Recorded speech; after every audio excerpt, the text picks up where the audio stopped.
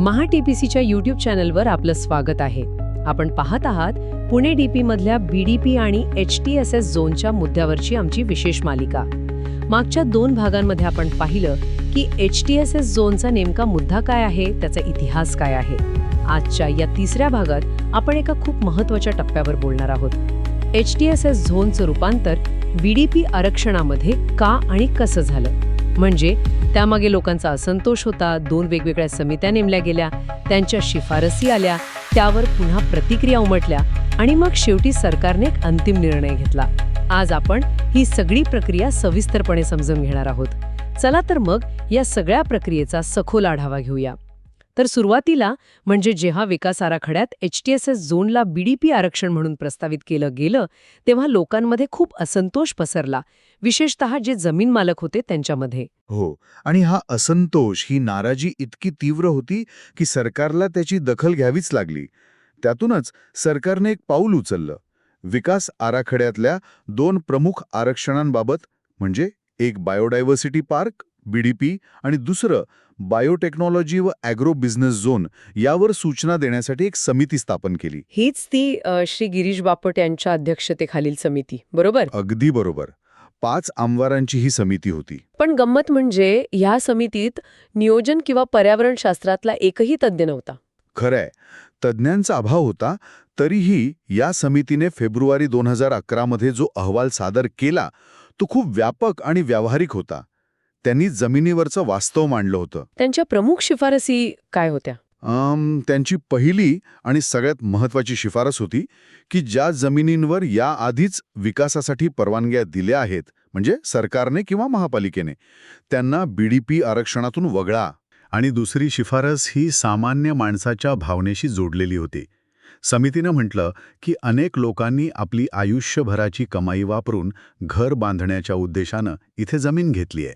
त्यांचा विचार करून निवासी वापरासाठी कमीत कमी 4% ते 10% बांधकामास परवानगी द्यावी. म्हणजे एक सुवर्ण मध्य साधण्याचा प्रयत्न होता हा. हो. याशिवाय त्यांनी गावठाण क्षेत्रांना बीडीपी आरक्षणातून काढून टाकायला सांगितलं. पण त्याहूनही एक गंभीर मुद्दा त्यांनी समोर आणला. तो कोणता?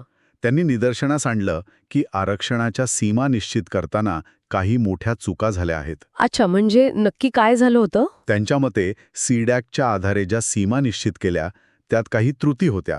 म्हणजे प्रत्यक्ष डोंगराळ भागासोबतच काही सपाट जमिनीचा भागही चुकून बीडीपीमध्ये समाविष्ट केला गेला होता. इतकंच नाही तर अनेक दशकांपासून अस्तित्वात असलेली जुनी गावठाणंसुद्धा आरक्षित जमीन म्हणून दाखवली होती. आणि काही प्रकरणांमध्ये तर ज्या जमिनींवर अधिकाऱ्यांनी आधीच इमारत किंवा लेआउट परवानग्या दिल्या होत्या त्यांचाही समावेश आरक्षणात केला होता. हे तर प्रशासकीय पातळीवरच्या मोठ्या चुका दिसतायत. हो, आणि समितीमधल्या 5 पैकी 4 आमदारांनी या भूमिकेला पाठिंबा दिला होता. पण बापट समितीच्या या 4% ते 10% बांधकामाच्या शिफारशीनंतर एक वेगळीच प्रतिक्रिया उमटली, नाही का? हो, अगदी. या शिफारशीनंतर म्हणजे पुण्यात एक मोठी चळवळच उभी राहिली. तीच सेव्ह हिल्स, सेव्ह पुणे ही मोहीम. बरोबर. पुण्यातील एका प्रसिद्ध माजी राज्यसभा खासदाराने आणि इतर अनेकांनी ही याचिका सुरू केली. आणि त्यांची मागणी अगदी स्पष्ट होती की डोंगरांवर अजिबात बांधकाम नको. त्यांची मागणी होती की हिलटॉप हिल स्लोप झोनचं बीडीपी आरक्षण म्हणून संरक्षण केलंच पाहिजे. म्हणजे समाजातून एक वेगळा आणि खूप मोठा दबावगट तयार झाला. आणि ह्या मागणीनंतर मग सरकारने आणखी एक समिती नेमली. ही दुसरी समिती. हो, पण यावेळी सरकारने राजकीय व्यक्तींऐवजी तज्ज्ञांची निवड केली. श्री KB जैन, जे अहमदाबादच्या CEPTमध्ये डीन होते, त्यांच्या अध्यक्षतेखाली ही तज्ज्ञ समिती नेमण्यात आली. या समितीत कोण कोण होतं? या तज्ज्ञ समितीमध्ये पुणे महानगरपालिका म्हणजे PMC, वन विभाग, नगररचना विभाग आणि नागपूरची निरी या सगळ्यांचे प्रतिनिधी होते. म्हणजे यावेळी सरकारने सगळ्या बाजूंचा विचार करून एक संतुलित समिती नेमली. अगदी. या समितीची कार्यकक्षा काय होती? त्यांना नेमके कोणते प्रश्न सोडवायला सांगितले होते? त्यांना काही मूलभूत आणि महत्त्वाचे मुद्दे दिले होते. एकूण 4 प्रमुख मुद्दे होते. त्यातला पहिला आणि सगळ्यात महत्त्वाचा प्रश्न होता की बायोडायव्हर्सिटी पार्क म्हणजे बीडीपीला आरक्षण मानावं की केवळ झोनिंग? हो, हाच तर वादाचा मुख्य मुद्दा होता. थांबा, हे आरक्षण आणि झोनिंग या शब्दांमधला फरक आपण जरा सोप्या भाषेत समजून घेऊया. हा खूप महत्त्वाचा प्रश्न आहे. सोप्या भाषेत सांगायचं तर झोनिंग म्हणजे एखाद्या भागाचा वापर कसा करायचा याचे नियम ठरवणं. उदाहरणार्थ हा निवासी झोन, हा औद्योगिक झोन. झोनिंगमध्ये जमिनीची मालकी तुमच्याकडेच राहते, फक्त सरकार त्यावर काय करायचं यावर बंधनं घालतं. अच्छा. आणि आरक्षण म्हणजे? आरक्षण म्हणजे सरकार ती जागा एखाद्या सार्वजनिक कामासाठी, जसं की बाग किंवा शाळा, यासाठी निश्चित करते आणि त्यासाठी ती जागा सरकारला संपादित करावी लागते, म्हणजे मालकी सरकारकडे जाते. आत्ता स्पष्ट झालं. म्हणजे हा थेट मालकी हक्काचा आणि मोबदल्याचा प्रश्न होता. अगदी. त्यामुळे समितीला दुसरा प्रश्न दिला होता की जर हे आरक्षण म्हणून ठेवलं तर जमीन मालकांना मोबदला कसा द्यायचा, रोख रकमेत की TDR स्वरूपात. बरोबर. तिसरा मुद्दा होता की जर झोनिंग मानलं तर किती टक्के बांधकामाला परवानगी देता येईल. आणि चौथा मुद्दा होता की ज्या ठिकाणी आधीच परवानग्या दिल्या आहेत त्या प्रकरणांचा आढावा घेणे. म्हणजे या समितीवर खूप मोठी जबाबदारी होती. तर या तज्ज्ञ समितीने सरकारला नेमक्या काय शिफारसी केल्या? समितीने अगदी स्पष्टपणे शिफारस केली की BDP हे आरक्षण म्हणूनच कायम ठेवावं. अच्छा, म्हणजे झोनिंग नाही? नाही. त्यांचं मत होतं की पुण्याच्या पर्यावरणासाठी या जमिनींचं संरक्षण होणं अत्यंत गरजेचं आहे आणि याचाच अर्थ ही सगळी जमीन पुणे महानगरपालिकेने संपादित करावी आणि त्यावर कोणत्याही प्रकारच्या खाजगी विकासाला परवानगी देऊ नये. म्हणजे त्यांनी पर्यावरण संवर्धनाच्या बाजूने स्पष्ट कौल दिला. पण मग लगेचच मोबदल्याचा प्रश्न आला असणार. तोच तर सगळ्यात मोठा आणि गुंतागुंतीचा प्रश्न होता. समितीने मोबदल्याच्या 3 मुख्य पर्यायांवर सखोल विचार केला. कोणते होते ते 3 पर्याय? पहिला पर्याय होता रोख मोबदला, म्हणजे कॅश कॉम्पेन्सेशन. पण यात एक खूप मोठी अडचण होती. पैशांची? हो. 2012च्या रेडी रेकनर दरांनुसार जरी हिशोब केला तरी जमीन संपादनाचा अंदाजित खर्च होता सुमारे 771 कोटी रुपये. समितीच्या मते PMCसाठी 7-8 वर्षात एवढी मोठी रक्कम फक्त जमीन संपादनासाठी देणं कठीण होतं. म्हणजे पहिला पर्याय तर व्यवहार्य नव्हता.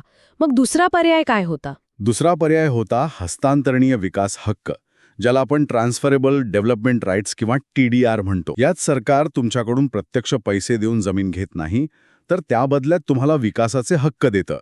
हे हक्क तुम्ही शहरातल्या दुसऱ्या भागात बांधकाम करण्यासाठी वापरू शकता किंवा दुसऱ्या बिल्डरला विकू शकता. म्हणजे पालिकेच्या तिजोरीवर थेट भार पडत नाही आणि जमीन मालकालाही कुठेतरी मोबदला मिळतो.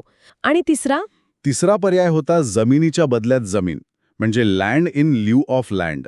यानुसार बाधित जमीन मालकाला त्याच्या मूळ भूखंडाच्या 4% क्षेत्रफळाचा एक सर्व्हिस प्लॉट त्याच BDP झोनमध्ये मिळेल आणि अतिरिक्त 2% रस्ते मोकळ्या जागांसाठी वापरले जातील. म्हणजे एकूण 6% विकसित जमीन परत मिळेल. हो.